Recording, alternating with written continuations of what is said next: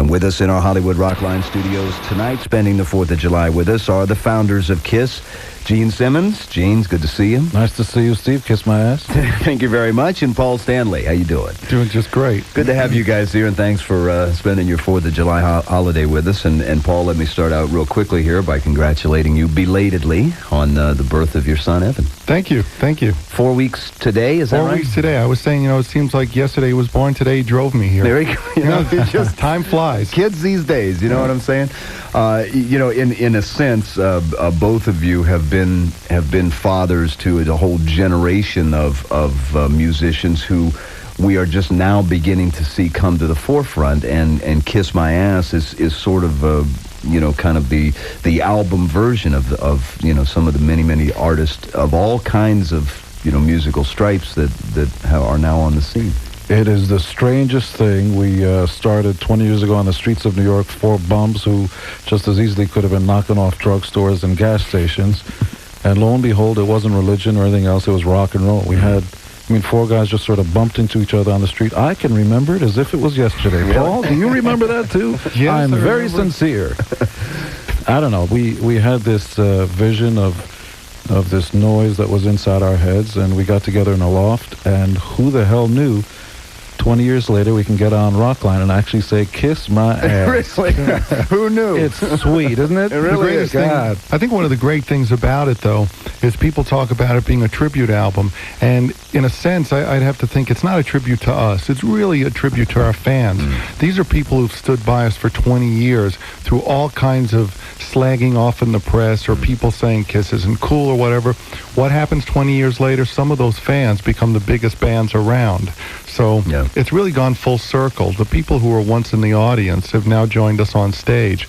It's also great because tribute albums have a tendency to be done, or at least tributes in general, when either you're dead or dying. They know you're dying. So usually what happens on television is somebody comes out and does this eulogy while you're still alive, and then the curtain opens up and they wheel you out and you kind of wave to everybody, and next week you're dead. There you go. Thank God that's not true. We're here to enjoy it. We're going on tour. We're doing stadiums in South America in August. We're working on the next album. So everything is, business as usual or mayhem as usual. Right, yeah.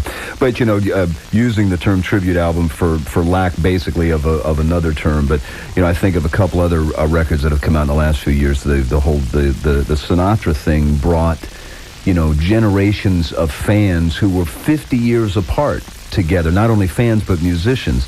And the Eagles' Common Thread thing actually brought the band back together after being, gone for 10 or 13 years. What intrigued you about wanting to do this project? Well, you have a choice in life, I think. You either do it your way, and it winds up getting closer to what you would like something to be, or you let other people do it for you. The problem with other people doing it for you, like record companies, is this could just as easily have been the Gods of Thunder, the Legends of Rock, something just makes you want to puke. Yeah. You could either have fun with it and have a good time. In essence, throw your own party and invite the cool people instead of letting your mom and dad give you a party and all the morons come. Your mom and dad still throw parties? Oh, yeah. Just yesterday. Gene, come home. We're throwing a party for you. We got a party going on here. In fact, when we came here, everybody here was nice enough to give us a big flag with a brownie underneath it. I wonder what this means. It's a little 4th of July tradition. We like it. The first track on the album is Deuce, done by Lenny Kravitz. Kind of set us up on this thing. How did Lenny We are so knocked out by this. This happened.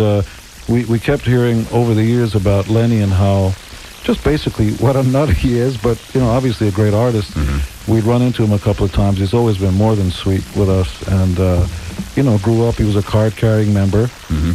And literally of the KISS Army, and then went on. Obviously, he heard music in his own head and just wanted to do it. Right. And when Lenny finished the track, he sent it in, and it was a phone conversation, just social, with Stevie Wonder, who said, "Hey man, what's going on?" and so on. And we told him. We said, "This is what's happening. It's going to be called Kiss My Ass." And he said, "Well, who's on it?" I said, "Well, we have a lot of cool people. We have Lenny Kravitz." He said, "Lenny Kravitz, I love Lenny Kravitz." And in essence, he said, "Can I play on it?"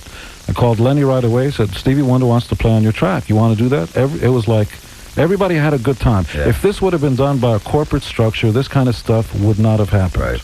Right. It's cool.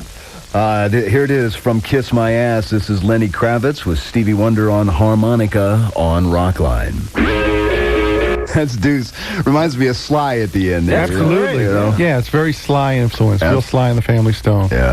Song's called Deuce, of course, and that's done by Lenny Kravitz, Stevie Wonder on the harp. Everything we're going to play tonight on Rockline is from the Kiss My Ass album. We got a lot of great music coming up. Gene Simmons and Paul Stanley are here. Get your calls tonight for Gene and Paul. We'd like to say hello to everyone listening to us on Rock 103, The Eagle in Memphis, Tennessee, and also to the major party always going on every 4th of July in Philadelphia. Of course, home to 94 WYSP. How you folks doing tonight? We hope to hear from you this evening and every Monday night on Interactive Radio Rockline. Time for us to go to the phones for Kiss. Excuse me. Sean is in Boerne, Texas, listening to San Antonio's Kiss.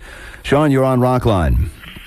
Hey, I'd just like to say that I think you guys are the coolest band ever.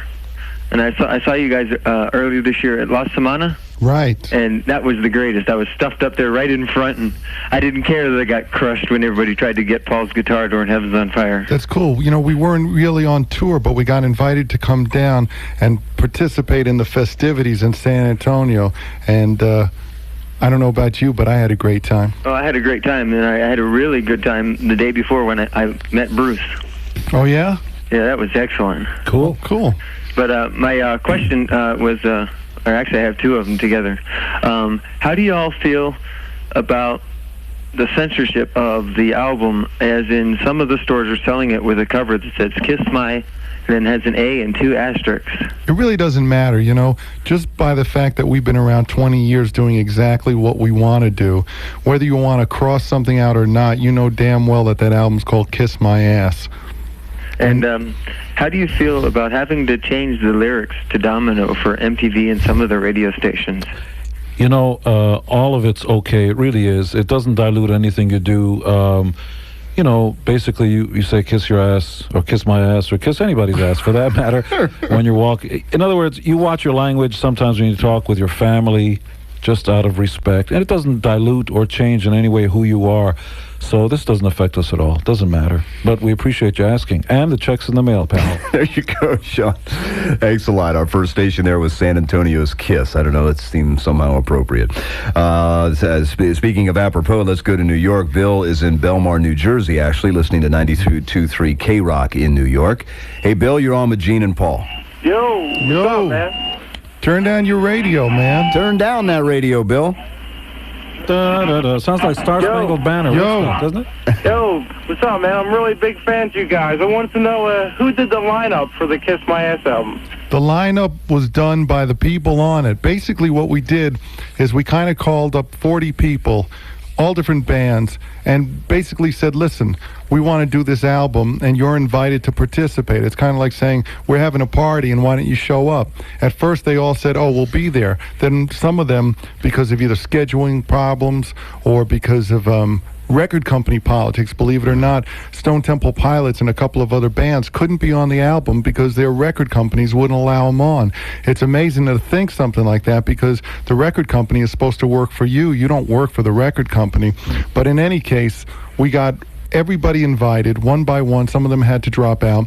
The first tracks that came in were the ones that got on the album. There were loads more people, but we figured the people it meant enough to get them in immediately were the ones who went on the album. We didn't want this to be an album of bands that sound like Kiss. Then you might as well listen to Kiss. The cooler thing about it is that there's a lot of diversity. We're kind of like a virus that's gotten into country music and into all kinds of music. We had Stone Temple Pilots on last week, and I know they talked about how disappointed they were that they could not participate in that in Kiss. It is the biggest honor when people who are making their own music take time out and sort of tip their hat in your general direction. It just doesn't get any better, and that's why, you know, I mean, if revenge is sweet, if living the good life is the sweetest revenge, I mean, I'm not saying this as well as I'm thinking it, unfortunately, but the truth is that along the way we've gotten a lot of jabs from the critics and so on, and maybe ultimately the only thing that matters is what the fans think. And in this case, the fans have become the bands that matter. So this is the highest praise. Doesn't get any better. Yeah. Here's a great one from Extreme on Rockline, and this is their take on the Kiss cut from their very first album. This is Strutter. What, did he come up with a new ending right there at the end? Or? The cool thing about the entire record is you can tell everybody had an enormously good time. Yeah. Every track has that spirit like, hey, you know, forget the rules, forget record companies, kick the lawyers out. People called us Yeah. and said, is it okay if we change the songs? And we said, we know how we do the songs. All we're interested in is how you do them. Mm-hmm. Go in there, have a great time, send us the tape. It was really like Christmas for us because every couple of weeks we'd get these tapes and you'd open it up, put it on, and you might hear a version of a song you wrote that sounded like a brand new song. Yeah, right. And you'd go, this is a great song. Wow. I mean, obviously it happened with Toad the Wet Sprocket when Yeah. they did Rock and Roll All Night, Right. which I'm sure we'll be hearing a little We'll be while. hearing that for sure. What we heard right there, for those tuning in late, was Strutter from Extreme from the Kiss My Ass album. Gene Simmons and Paul Stanley are with us live tonight on the 4th of July. We're going to talk to Trudy now, who is in Russellville, Arkansas, listening to Magic 105 in Little Rock. Hey, Trudy. Hello. Hey, Trudy. Hi, Gene and Paul. Hey, how are you? I was wondering what you thought about Extreme's version of Strutter, and do you keep in touch with them or any of the groups that are involved in Kiss My Ass? We talk to everybody who's on the album. We talk to a lot of other people, too. Obviously, you know, because of scheduling, you don't get a chance to see a lot of people that often. We were in New York for the Grammy Awards for the party afterwards, and we ran into Extreme. And it was really funny because Gary came over and he said, hey, what do you think of my Paul Stanley on Strutter? And I don't hear it, but some other people, Gene was just saying that Scott Ian thought I was singing at the end of the song.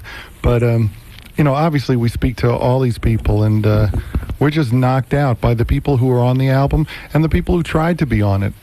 Before we get too deeply into the phone calls and the program and everything, we did something that we thought it was more sort of an emotional thing for us. We wrote a personal message to Peter, Chris, and Ace Frehley, who were the two other original members of the band.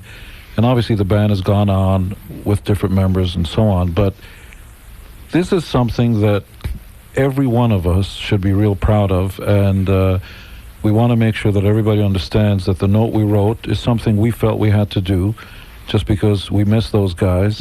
And What the note says, you know, basically is we wouldn't be here without the other two guys. And anybody who listens to the Kiss My Ass album should realize that it really is a tribute or a tip of the hat to the four original members of the band, because the four of us, Ace, Peter, Gene, and myself, really laid the foundation for everything that came afterwards. Without the four of us starting it, there'd be no Kiss today. Right. If we had tried to stay together, there would also be no Kiss today. But the important thing is that those guys were instrumental and irreplaceable in what they did. And it would be great if 20 years later we could all be here, the four of us, talking about what we've done in the last 20 years. I mean, that wasn't the way it was meant to happen, Right. but it doesn't negate that those guys played an important role that goes beyond anyone else's outside of the two of us. Yeah. And it's really, we tip the hat to those guys. Absolutely, and of course, and then hearing a song like that from that was, you know, on the very first album, and to hear it new and fresh, and you know, it does sort of harken back to the original days, in a way. Later with the Kiss song Christine 16 from Kiss My Ass, Gene Simmons and Paul Stanley are with us, and as I said, that brought out a side of that band I didn't even know they had. We're going to be doing Letterman, incidentally, on the 26th of July, playing with Gin Blossom. No, Yeah, really? Gene and I are going to be up there, and we're going to be doing Christine 16, so Now all we it have should to do is be remember it. a real interesting evening. We're going to try to remember the song, and then we're going to go play it live. I'll tell you a little bit of prehistory. Christine 16 actually started with this title that Paul had. Paul actually was going to write a song, Christine 16. I ripped it and wrote the tune first, and that's how the tune was finished. We came back from Japan, and there was nobody around. Everybody was off vacationing or whatever, and I called two other guys to come in and cut the song with me as a demo. It was a 24-track demo. The original band that recorded this was myself on bass, Alex Van Halen, and Edward Van Halen And on Liberace guitar. on piano. And Liberace. And the original solo, which Ace copied note for note, was originally done by Eddie. Wow. And we still have demos of that, and it's fabulous to listen to. I mean, it's amazing how you know, the thing for us is so much more personal because we remember when we actually sat down and wrote the tunes, and to see it come this far, it's such a kick. It's a kick to listen to, I got to tell you. Ray is in St. Louis listening to KC95 tonight. Hey, Ray, you're on the rock line. Hey, this is Killer, man. You guys rule. Thanks, man. Hey, I got a couple quick questions for you. Shoot. First one is the book that you all have been working on or have finished. I don't know. I want to know where I can obtain a copy in my area. Cool. It's funny. It's a short question with a real long answer. We've been thinking for years about putting a book together that would really chronicle the history of the band. We actually, about a year ago, met with some book publishers, and when they started talking about what they wanted to do, we just said forget about it. So what we did is we put up our own cash, hired an art director, hired all kinds of people, hired a printing company, and did the book ourselves. It's actually I guess at this point it's about 9 pounds in weight Per copy. And it's 11.5 by 14.5, and we're in the finishing touches of it. But it's, you got to order in advance because we're doing a limited run of it, and the information on ordering it is inside Kiss My Ass. But there's also a phone number you can call, which Gene has memorized, so he'll just reel it off to you. Well, I've got it tattooed on a private part. It's 1-800-905-KISS. Actually, you can't even buy it now. It will not be in bookstores. We wanted to do this directly for the fans. The only thing you can do now is reserve a copy. It won't even be out for a couple of months, but because of the limited print run, each copy is numbered and signed by us. We wanted to do it that way, and bookstores and all other people, we didn't want to do that old bookstore routine. We wanted something personal. Yeah. There's over 440 pages. Yeah. When we spoke to book publishers about that, they thought we were crazy, and we said, listen, we're fans of the band too. We know what our fans want. So it's the history of the band. It's photos that I took during the 70s of the band without makeup, all kinds of memorabilia that Gene kept. It's a brand new comic book. There's actually a segment in there of all fans who send in tattoos of Kiss. If you pick up Kiss My Ass, you'll see some of the tattoos of some of our fans. I mean, that's the ultimate compliment because, really. I mean, when you're in an army, you wear a uniform. But when you're in the Kiss Army, if you tattoo yourself, you're in for life. You're in for life, yeah. The book is called Kisstory. 1905. Kiss. Order today. And the only way you can get it is through ordering it that way. No middleman, no bookstores. It's us and you people. As it always has been. Ray, you got another question there? Yeah, I understand that you've been working in the studio on another album. Right. I heard a rumor as to that Ace and Peter might be doing some tracks on that. Is there any truth to that? I've heard that Ace and Peter are doing some stuff together, but really the band at this point is Eric Singer and Bruce Kulick and the two of us, and as much as we love the past, we'd really rather deal with the present and the future, and there's really no plans to do anything with the other two guys, although if they plan on playing together, we really wish them well, and I hope it turns out great. Two very good questions there, Ray. Thank you. Mike is in Knoxville, Tennessee, listening to WIMZ-FM in Knoxville. Hey, Mike. Happy 4th of July, Kiss. All right, same to you. Yeah, hey, guys, it's a true honor to talk to you.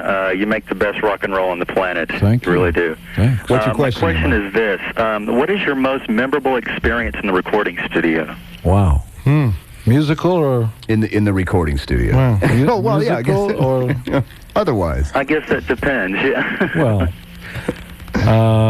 the interaction between human beings is always a fun thing.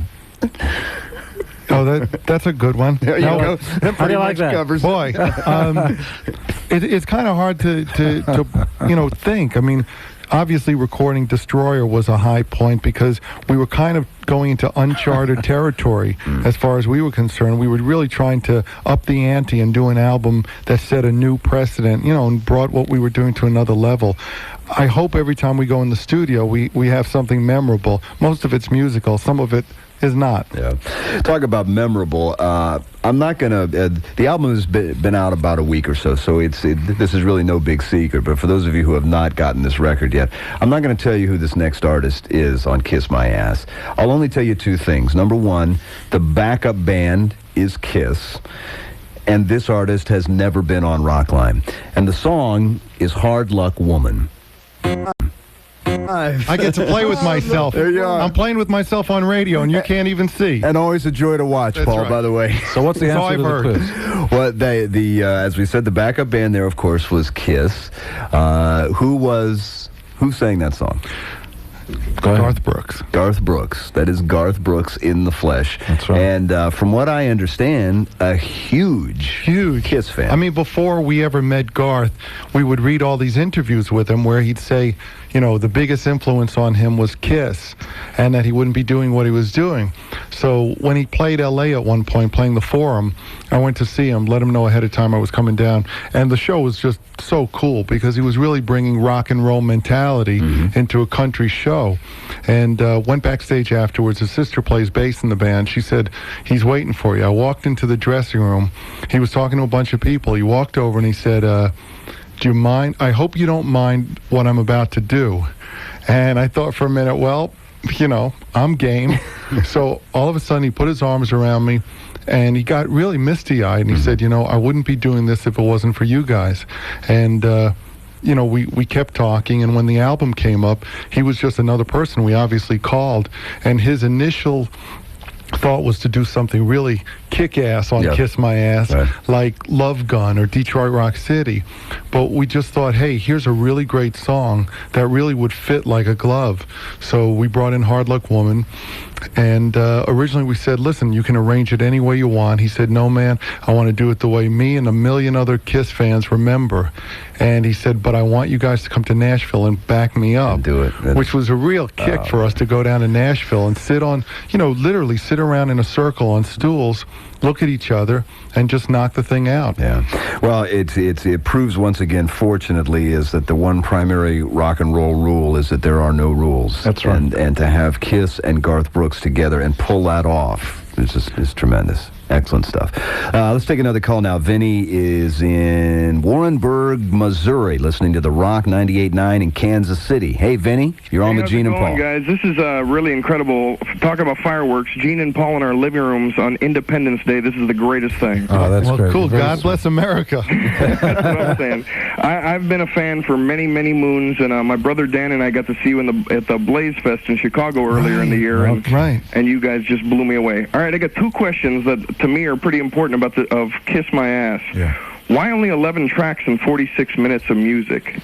You know, the reality is that we just had to close the record because we didn't have any more time. We kept pushing the next studio record off. We kept pushing these stadium dates in South America that we're doing in August, which incidentally is a real good bill. Black Sabbath, Slayer, Suicidal Tendencies. If you're going to South America, come see us. Wow. If you happen to be in the neighborhood. In the neighborhood. If you're going to Buenos Aires, Brazil, swing on by. Chile, Buenos Aires, Mexico, and Brazil. Be there or be square. But the reality is we just had to, you know, this could have been a triple, a quadruple album, but it would have taken a lot more time. And you know what? If you're having a good time, just get it out there, finish, and move on. You know? Well, the laundry list of people who, and I assume that's what the Missing in Action thing is. Yeah, that's what it is. You know, is incredible. I mean, Megadeth and Soundgarden and Alice in Chains. Nine Inch Nails. Just yeah. the coolest bands around. The reality is we could have planted our feet down and fought the lawyers, the managers, the record companies who said, get out of the way, you work for the artist, not the other way around. But you know what? We could have taken a year to do that, and it's not worth it. Yeah. Well, maybe it leaves the door open for part 2. You got it. You know, there you go. Maybe. No comment? Vinny, you got another question there? Yeah, I've got who the heck is the Mighty Mighty Boss Tones? Good question. The Mighty Mighty Boss Tones are this band out of Boston. And Dickie, the lead singer, sounds like he gargles with razor blades, but they're a very, very hip band. They have a horn section, and they were introduced to us through some of our friends at the record company.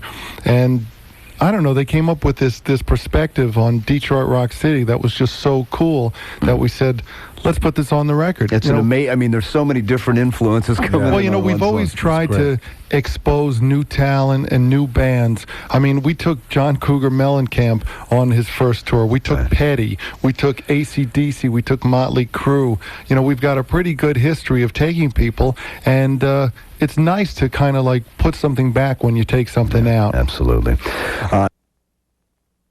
Grand prize winner will win an entire KISS CD catalog. I hope it's me. Well, sign up. All courtesy of the fine folks at Mercury Records. Let's head right back to the phones now. A lot of calls for you guys. Brian is in Westminster, Colorado, listening to 106.7 KBPI in Denver. Hey, Brian. What's up, Paul? Congratulations on your new baby. Thank you. And I just got a quick question. On the front of the new Kiss My Ass album, I see Paul, Gene, and Peter, but who is the character played by the little boy? Oh, what a keen eye. Well, we wanted to approximate as best as possible a makeup that would look as close to Ace's as possible, but to be honest with you, Ace had some questions about certain things, and rather than get into legal hassles and us get bogged down the same way some of these bands who couldn't be on the album did, we said, let's change it slightly. It'll still keep the flavor of it. It's not that different, but to a real rabid Kiss fan like you, obviously, you look at it and go, wait a minute, that's not quite right. So you win the trip to Hawaii, courtesy of Gene Simmons. Thanks a lot. I've got to, I love hearing it only on one side. It sounds great, like it sounds like mono. But anyway, I was going to tell you that we should be a little clear with that. I'm not sure, neither is Paul, that Ace had anything to do with this. The reality is, we got some phone call from some legal guy who likes very tight ties, a suit and tie kind of guy. And bills by the hour. And bills by the hour. And we were told... You know his company, Doolittle and Bill Quick. We were told, can we talk about this issue? And we said, you know what? There's nothing to talk about. We'll just change it, out of respect. There's no reason to get involved in any arguments about anything. It's too far in the future for that. We don't want to discuss the past. We're just moving on. And I think my opinion is, I think Paul's opinion is, and I'm sure your opinion is, Ace has got to be furious at this legal moron who went and represented him. I'm sure Ace would have been thrilled and proud to see that cover and say, that's me on the cover. The problem with guard dogs, unfortunately, is that they attack your friends as easily as they attack burglars. And sometimes legal guys should be shot. There you go. Case in point. There you go. Brian, thank you very much for that. Joy is in Joppa, Maryland, listening to 98 Rock in Baltimore. Joy, you're on with Gene and Paul. Do you guys value your younger fans as much as your older ones? Absolutely. Sure. I mean, young, old, none of that ever matters. I mean, to us, truly, there's nothing that means more to us. There's nobody that we owe more to than our fans. We've said that since the beginning. We wouldn't be here without the fans. Whether they got on board yesterday or 20 years ago, they're all just as important. And all we can ever try to do is live up to whatever our fans expect of us. And if you just joined yesterday, welcome aboard. The song Calling Dr. Love, which was originally on the Kiss Rock and Roll Over album, is done here on Kiss My Ass by a group that didn't even exist before this record was put together. Tell me about Shandy's Addiction and who that is and what... This is as cool as any story gets. There were a lot of wonderful accidents that happened on the record, and it all happened naturally. Nobody planned it. We let the word out that this record was happening, and all of a sudden musicians wanted to play with each other, different concoctions. This is Shandy's Addiction. Shandy's Addiction is made up of Maynard from Tool, a couple of guys from Rage Against the Machine, two of the guys from Faith No More, and they got together and did like a Into the Twilight Zone, one step beyond version of Calling Dr. Love. You've got to hear it to believe it. Unbelievable. Do not adjust your set.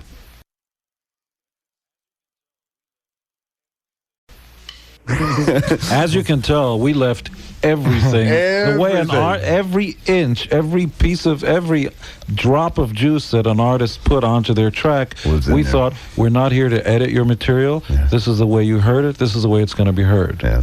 That's what I like to call industrial strength Kiss. Yes.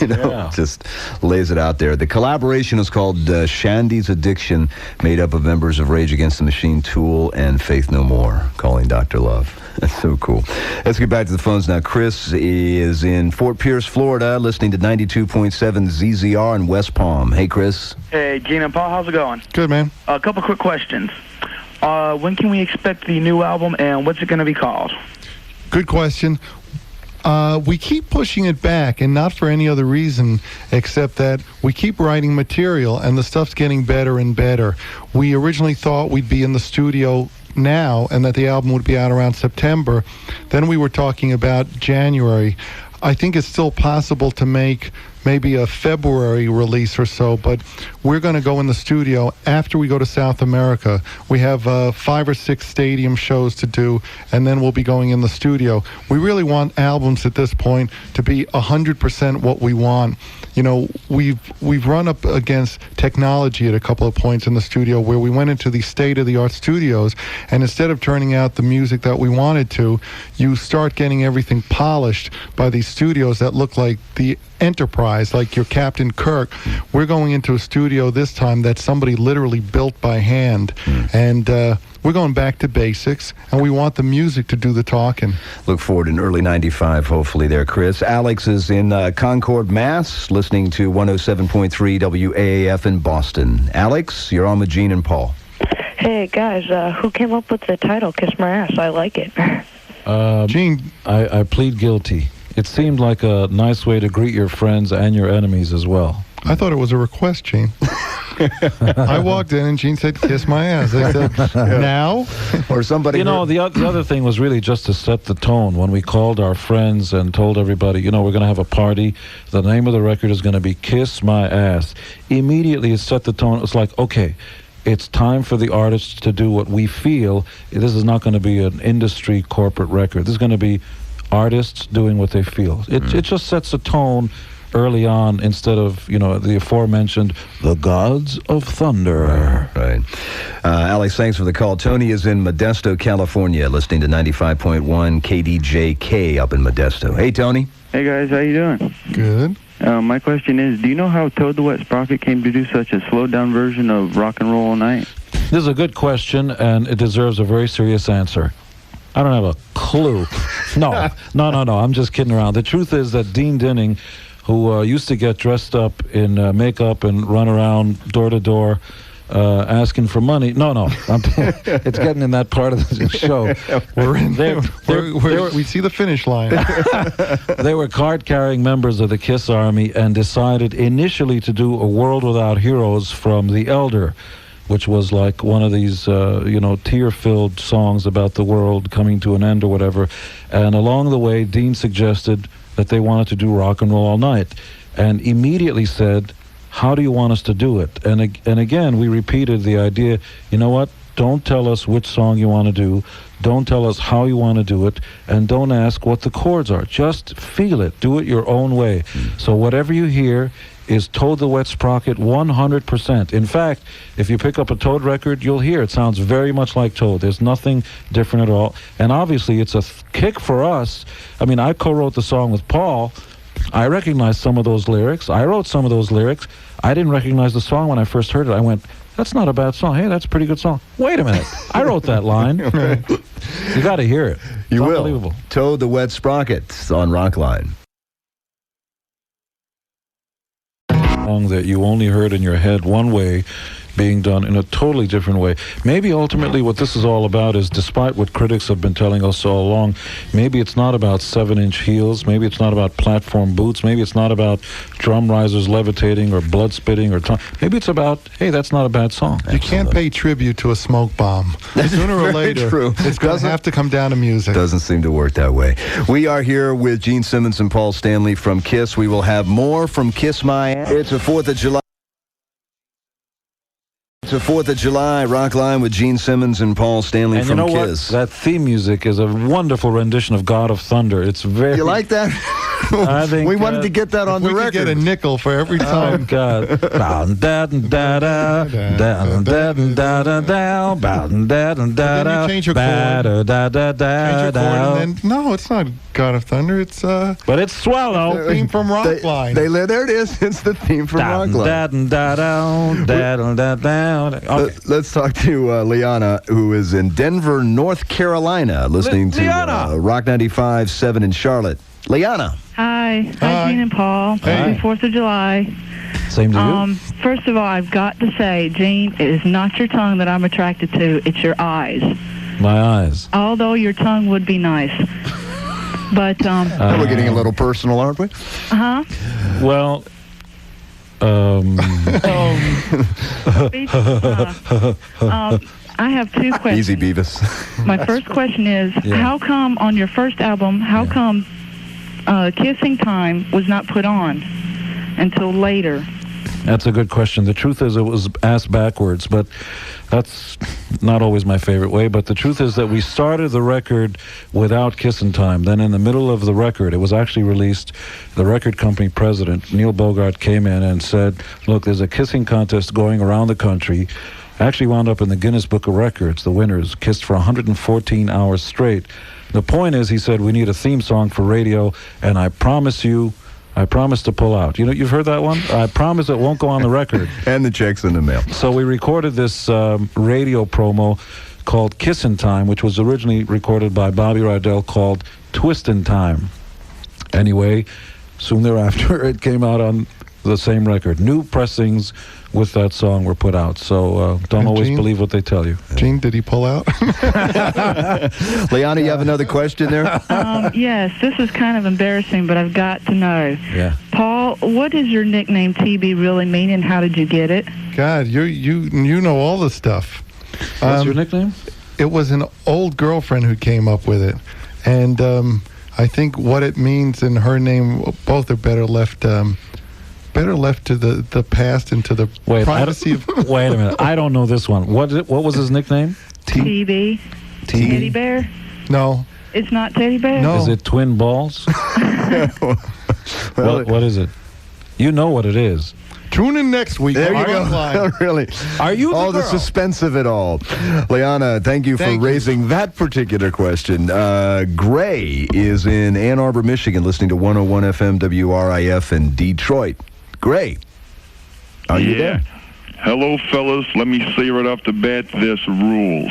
Cool. Thank you. I'm glad to see the world's finally all got on the same page and we've dusted off our vinyl and kicking out our Kiss again. Good. Right. Well, you were right, and so were we. There you go. We just had a Kiss tribute show here in town not too long ago. We did ourselves up at this local bar. We all played. All of our friends got together, all our bands. We got together and took over an open mic night. Great. What'd you call the band? My band is Attention Splash. I like it. What's your question there, Gray? With all this, with all the tribute stuff going on now, there's some conventions starting to roll around. We got one coming to Detroit next week, and Peter's going to be here. I was just wondering what you guys think about these conventions and these dealer booths, because you mean these Kiss conventions, right? Yeah. There's nothing better. I mean, Kiss is so unique.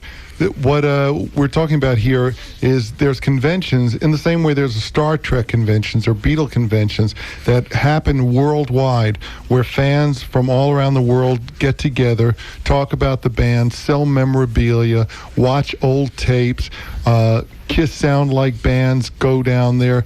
It's really, really, really, I mean, there's nothing like it in rock and roll. And we get a big kick out of it. We've heard, in the last couple of years, some of the former members show up there and talk. Peter, I know, is going to this one, as you said. And what can we say? Anytime people are that interested in what you're doing, you're obviously doing something right. And you should say hello to Peter for us. There's absolutely no animosity. I mean, once you're in Kiss, you're there for life. He's certainly part of our family, and we're part of his. You can check out, but you can never leave. That's it. That's how the song goes. This next one is by Anthrax, and you guys actually produced this track, right? Right. We know Anthrax from New York, and they actually toured with us at one point, and they've done Kiss songs before. this time they said, we got to be on this album, and we want you guys to produce us. So we went into the studio, and honestly, they sound, for my money, just like us. I mean, they sound so much like us that it sounds like Gene and me are singing on it. We do not appear on the song, though, and we really tried initially to let the guys be themselves in the studio, but they actually kept turning towards us. And actually, when you pick up Kiss My Ass, the hour-and-a-half long-form video that's coming out soon, you'll actually see them actually in the studio being produced and doing She. Here it is. On Rockline. Got something about her. Oh, sorry. You just slipped right into it. Got a thunder. Oh, man, this has been a much too quick 90 minutes. Let me just thank everyone for listening and for calling tonight. Join us next Monday night for your chance to talk with Joan Jett and Gary Hoey. Also coming up soon, the Eagles, Steve Perry, Zach Wilde's brand new band, Pride and Glory, and many, many more. Special thanks tonight to Michael Idlis of Mercury Records for all of his help, to our special guests for taking the time to call in, and finally to our guests tonight, Paul Stanley and Gene Simmons from KISS. It is always a pleasure to have you here. It looks like that record was as much fun for you as it was for us to listen to, and it's a gas having you here. We're smiling and we're styling. There you go. That that sign they're holding up? What, the fans, they didn't get the number? Let me pass along that number real quick here. 1-800-905-KISS. That's the number to call to find out how you can get Kisstory. Oh, that's what you were... Which is thank you for noticing that, I didn't... Gene. We was holding up this sign. It was the sign. There you go. The fans are going to kill you if you don't get the number. Got it. You'll never leave this building alive. 1-800-905-KISS is the number to call. My name is Steve Downs. See ya.